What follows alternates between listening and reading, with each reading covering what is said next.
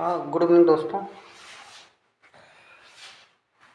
दरअसल एक मेरे पास डिमांडिंग थोड़ा सा टॉपिक आ गया है। NTP, normal temperature and pressure. तो मैं सोच रहा हूँ 10वीं वालों का है, उनका एग्ज़ाम है 10वें और 12वें वालों का। तो उसमें थोड़ा सा उनको दिक्कत कुछ हो रही है। तो मैं अभी जो नेक्स्ट टॉपिक होगा इसमें तमाम मैं एक pressure, normal temperature and pressure, normal temperature and pressure, इस पर बात कर लूँगा। और दूसरा होगा हमारा P V equal to N R T, जो आइडियल गैस इक्वेशन है, यूनिवर्सल गैस इक्वेशन है। तो इसमें जो है हम एन मोल होता है, इसके बारे में बात करेंगे। ये प्रेशर है आपका, ये वी जो है आपका वॉल्यूम है, आर जो है यूनिवर्सल गैस कांस्टेंट है,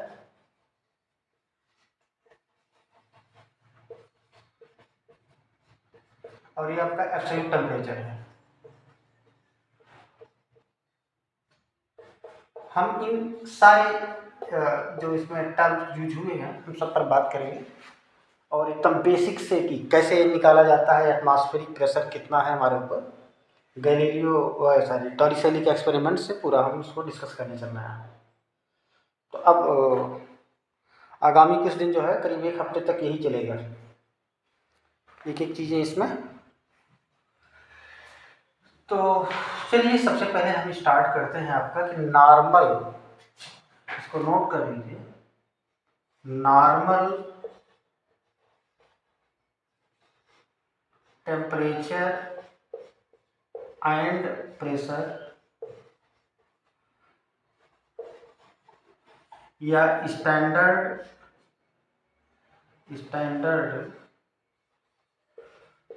टेम्परेचर एंड प्रेशर,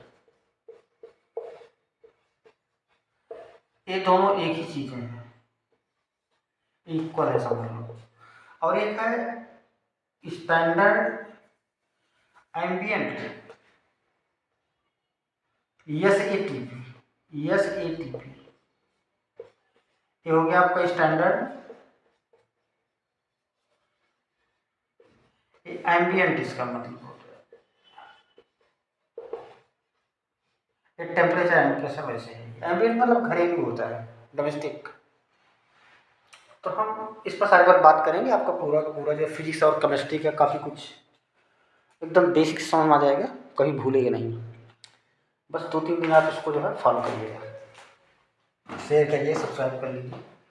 तो चलिए हम स्टार्ट करते हैं, प्रेशर पर ही पहले हम बात करते हैं। प्रेशर है क्या चीज़, और ये हमारा जो एटमॉस्फेरिक प्रेशर है कितना है। तो हम प्रेशर पर नॉर्मल प्रेशर क्या है उस पर बात करते हैं।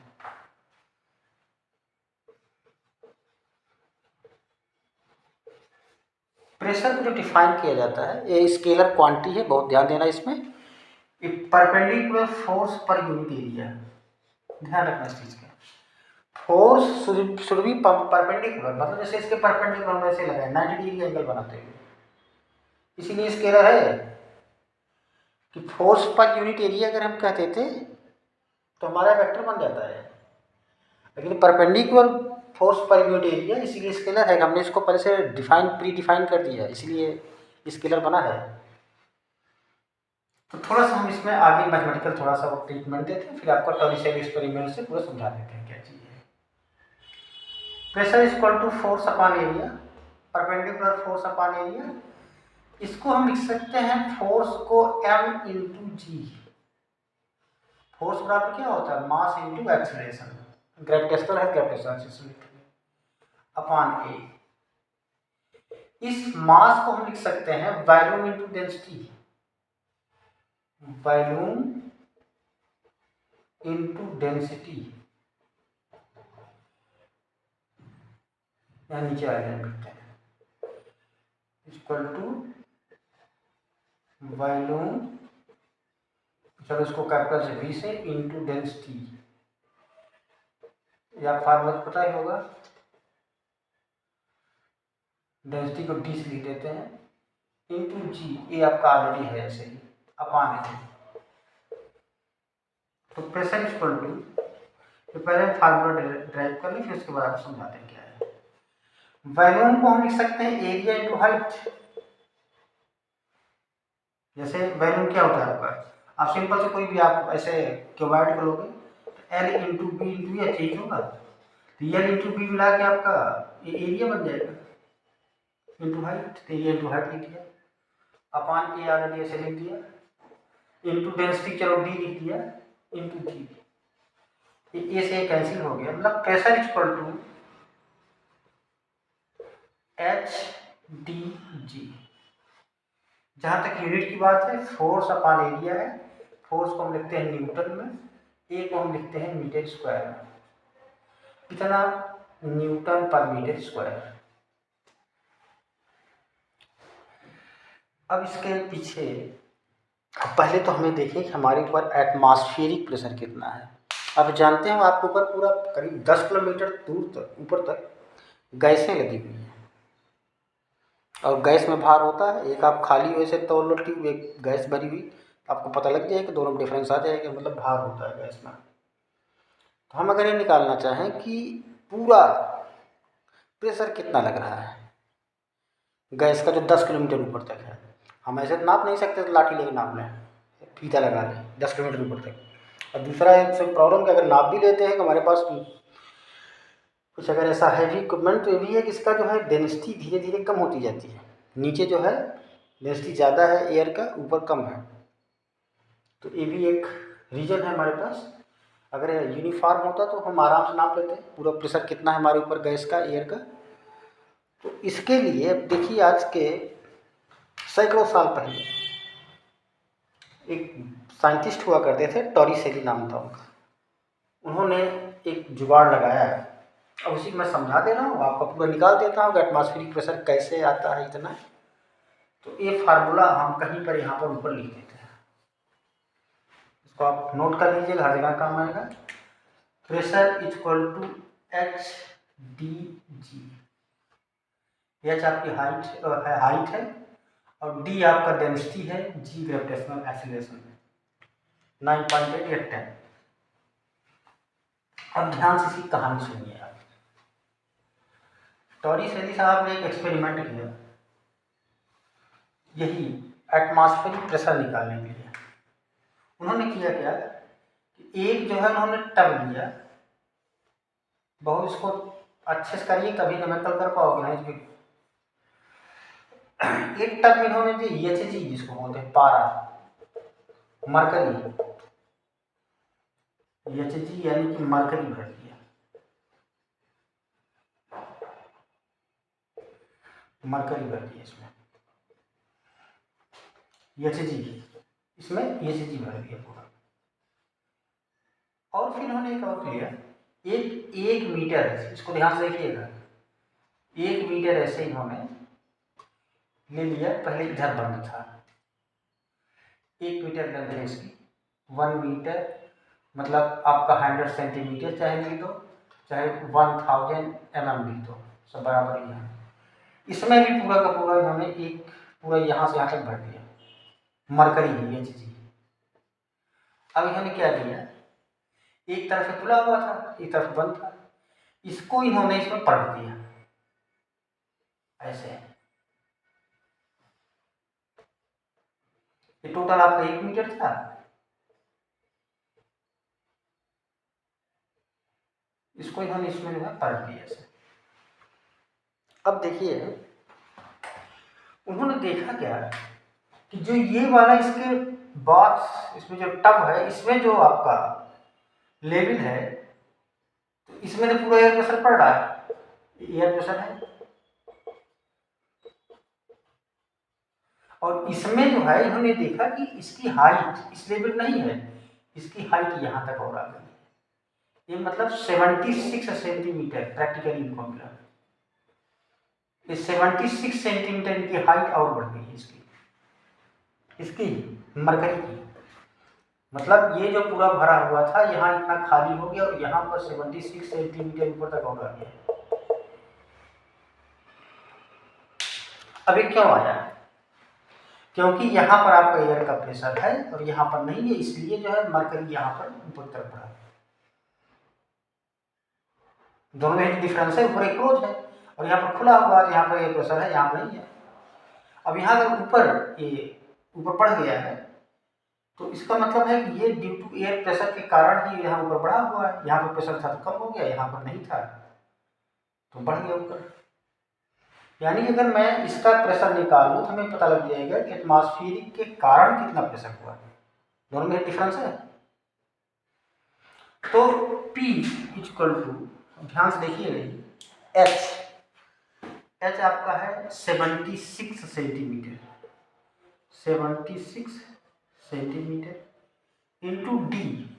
इसका जो मरकरी का जो डेंसिटी होता है, मुझे याद है 13.6 इंटू 10⁻³ kg/m³ होता है।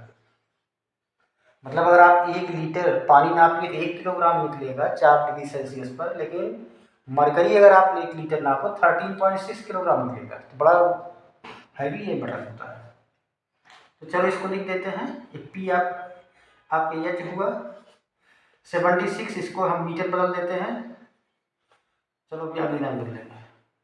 D 13.6 into 10⁻³ kg/m³ into G 9.8 metre पर सेकंड, आप जानते होंगे मीटर पर सेकंड स्क्वायर।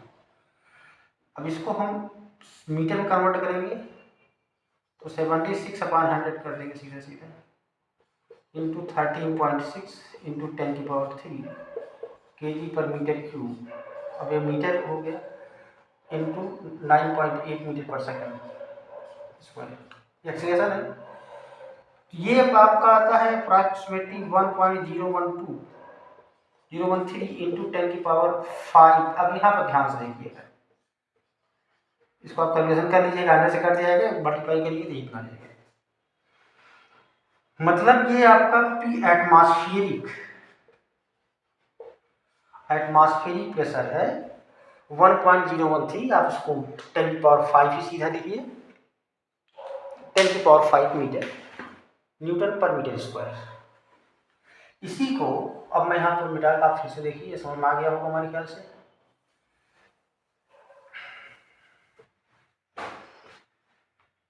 यानी 1 atm एटमॉस्फेरिक प्रेशर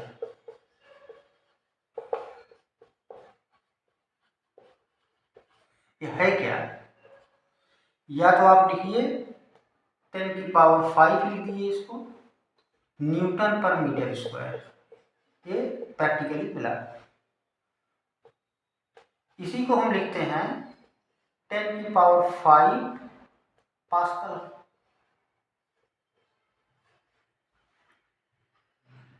और इसी को हम 1 बार भी लिखते हैं। इसी बार से बना हुआ बैरोमीटर जो प्रेशर नापा जाता है। हमारे ख्याल से समझ में आ गया। और यही आपको किसके बराबर है? 76 सेंटीमीटर ऑफ Hg। ध्यान रखना इसको, Hg, या इसको लिख सकते हो 760 mm ऑफ Hg। अब इसमें आपको सेंटीमीटर और मिलीमीटर, इसमें जानते हो कि 1 सेंटीमीटर और 10 मिलीमीटर। लेकिन अगर ऐसे कोई पूछता है, जैसे देखने में क्या लग रहा है, ये कोई लंबाई का यूनिट है, लंबाई यूनिट नहीं है। अगर कोई कहता है 76 सेंटीमीटर ऑफ Hg, इसका मतलब प्रेशर की यूनिट है। और 76 सेंटीमीटर मतलब पूरा एक जो है एटमॉस्फेरिक प्रेशर 76 सेंटीमीटर पर। हमारा जो ये ब्लड प्रेशर बताते हैं डॉक्टर साहब लोग, ये 760 mm ऑफ Hg का फार्मूला बताते हैं। तो हमारा कितना रहता है? लगभग मान लो 150 है। तो इसमें 150, अब वो कह देते हैं 150 है तो 150 नॉर्मल मतलब मान लिया जाएगा, 150 या 100 ही ले लिया। तो अब कितना जो है एटमॉस्फेरिक प्रेशर से कितना है, तो आपका जैसे मान लो आप बीपी नाप रहे हो। अब बीपी में आप क्या करते हो कि आपका 100 है मान लो, या चलो 150 ले लो, 150 मान लो। अब 150 क्या है? MM ऑफ Hg है। तो कितना एटमॉस्फेरिक प्रेशर होगा अगर हम निकालें इसको, तो जब 760 mm आप ये दिए थे वो एटमॉस्फेरिक प्रेशर, मतलब 150/760 डिवाइड कर दो 15 75 1/5, मतलब 1/5 ATM है एटमॉस्फेरिक प्रेशर बराबर। यही आपका घटता बढ़ता है, लो होना हाई होना। अब फर्क क्या पड़ता है, जैसे हमारा तो सिंक्रोनाइज्ड है यहाँ से, जैसे मतलब हम यहाँ पे है सिंक्रोनाइज्ड है। अब ऊपर जैसे जैसे जाते जाएंगे तो एयर का प्रेशर कम हो जाएगा। तो एयर का प्रेशर कम होगा क्योंकि वहाँ डेंसिटी कम है, जैसे ऊपर जाते जाएंगे तो हमारा ब्लड का जो प्रेशर है अंदर को ज़्यादा होगा, मतलब मुंह से खून निकलने लगेगा, कुछ ऐसे प्रॉब्लम आएगी। तो हमारे ख्याल से पूरा समझ आ गया होगा आपके। तो 1 एटमॉस्फेरिक प्रेशर, इसको 1 बार भी बोलते हैं। ये किसके बराबर होगा, 10⁵ न्यूटन पर मीटर स्क्वायर, या इसी 1 न्यूटन पर मीटर स्क्वायर को इतना पास्कल भी बोलते हैं। यही 76 सेंटीमीटर ऑफ Hg या 760 mm ऑफ Hg। मीटर के फॉर्म में लिखना चाहो तो 0.76 मीटर ऑफ Hg, तीनों लिख सकते हो। बाकी मैं कैलकुलेशन लंबे करके इसमें दिखाऊंगा, कोई सी प्रॉब्लम नहीं है। एक चीज़ और इसमें से थोड़ा वो उसमें निकाल देता हूँ मैं कि वैल्यूम का कैसे हम करें। पीवी जैसे मल्टीप्लाई करो, पीवी का क्या आएगा, पीवी इक्वल टू एनआरटी पे हम सारा कंसंट्रेट करेंगे। अच्छा, तो पी का क्या हो गया आपका, फोर्स अपॉन एरिया। वी का क्या हुआ, एरिया, मतलब वैल्यूम को एरिया इंटू हाइट लिख सकते हैं, डिस्टेंस हाइट लिख दो, ये से कट गया, डिस्टेंस ही आप चाहो लिख दो तो अच्छा है। एफ इंटू टी मल्टीप्लाई करेंगे क्या आ जाएगा, वर्क आ जाएगा आपका, मतलब प्रेशर और वॉल्यूम का जो हमारा प्रोडक्ट है वो वर्क आता है। तो जितना भी आपका वर्क होता है मैकेनिकली, प्रेशर और वॉल्यूम का ही, वॉल्यूम को कम ज़्यादा करके हम उसमें करते कार्नाट साइकिल पढ़ाएंगे तो उसमें आ जाएगा समझ। तो अभी आप फिलहाल प्रेशर के बारे में ठीक ठाक समझ में आ गया होगा। अच्छा, इसमें तो नॉर्मल प्रेशर मतलब इतना, कोई पूछे नॉर्मल प्रेशर क्या है, स्टैंडर्ड प्रेशर क्या है, वो भी इतना। एक स्टैंडर्ड एम्बियंट, तो एम्बियंट मतलब होता है घरेलू जो, तो उसमें प्रेशर का कोई वो नहीं होता, प्रेशर इतना ही रहता है, केवल टेम्परेचर में उसमें आ जाता है घरेलू, मतलब 25 डिग्री सेल्सियस, बस और कुछ नहीं है। बेसिकली आपको NTP STP पे ही काम करना है, वो है SATP बना हुआ है लेकिन उसका कोई यूज ज़्यादा नहीं करता है।